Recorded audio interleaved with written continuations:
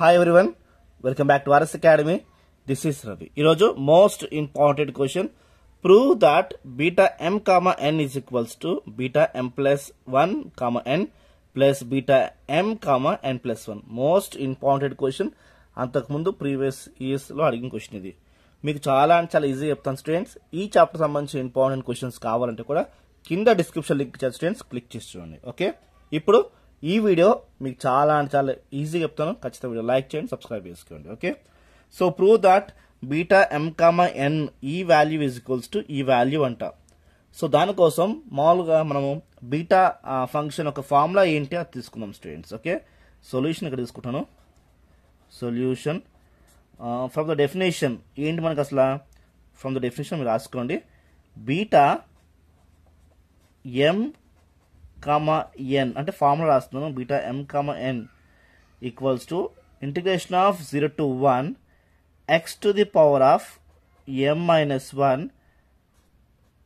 minus x to the power of n minus 1 dx. ఇది మామూలుగా మనకి బీటా ఎం comma ఎన్ ఒక ఫార్ములా. ఇది మనం ఈక్వేషన్ 1గా వేసుకున్నాము. ఈక్వేషన్ 2 వచ్చేసి ఇక్కడ m పక్కన 1 వేసుకోవాలి. ఈక్వేషన్ 3 కోసం n పక్కన +1 వేసుకోవాలి. అలానే ఎందుకు వేసుకోవాలి, మనకి అలానే వేసుకోవాలి ఎలా తెలుస్తుంది అంటే సింపుల్ ఏం లేదు. ఇక్కడ మనం ప్రూవ్ చేయాల్సింది ఏంటి, m కాబట్టి ఇది ఫార్ములా. m+1 కావాలి కాబట్టి నేను m+1 వేసుకుంటున్నాను.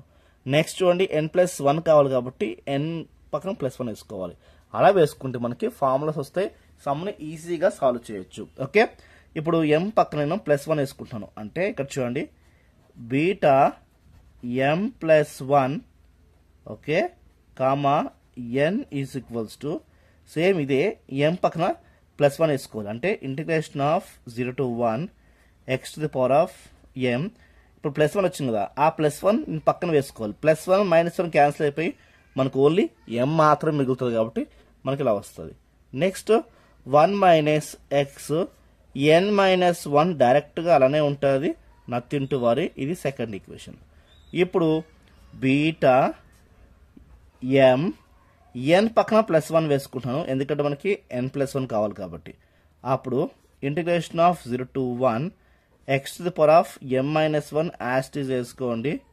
ఇప్పుడు 1 - x ఇక్కడ +1 వేసుకుంటే +1 - 1 క్యాన్సిల్ అయిపోయి ఓన్లీ n మిగులుతుంది, n ఆఫ్ dx. ఇది 3 వస్తుంది.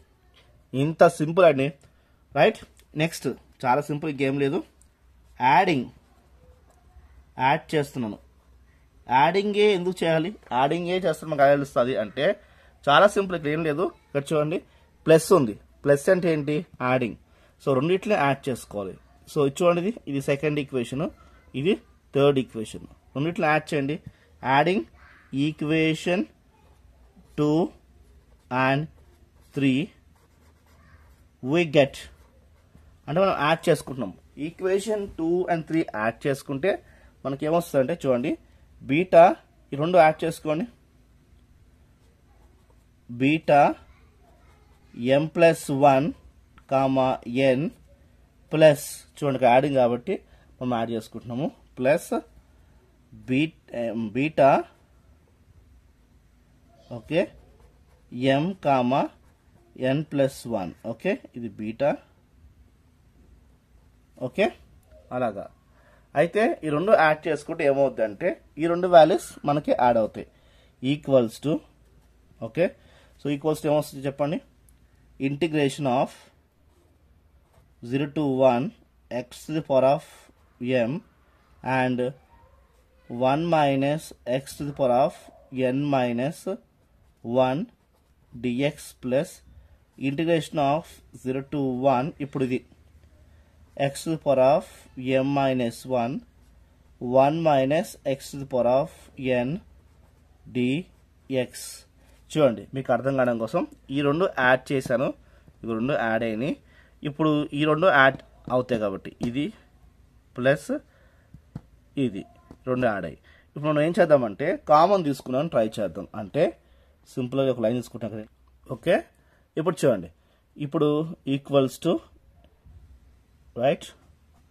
సో ఇక్కడ ఇంటిగ్రేషన్ ఉంది, ఇక్కడ ఇంటిగ్రేషన్ ఉంది. ఒక ఇంటిగ్రేషన్ వేసుకొని సరిపోతుంది. అంటే integration of 0 to 1 right and DX ఇక్కడ వేసుకుంటున్నాను, ఎందుకంటే ఇక్కడ డిఎక్స్ ఇక్కడ డిఎక్స్, 2dx బదులు 1dx తీసుకోండి. ఓకే, నెక్స్ట్ చూడండి x to the power of m 1 minus x to the power of n minus 1 plus x to the power of m minus 1 1 minus x to the power of n of dx వస్తుంది. Okay, of dx.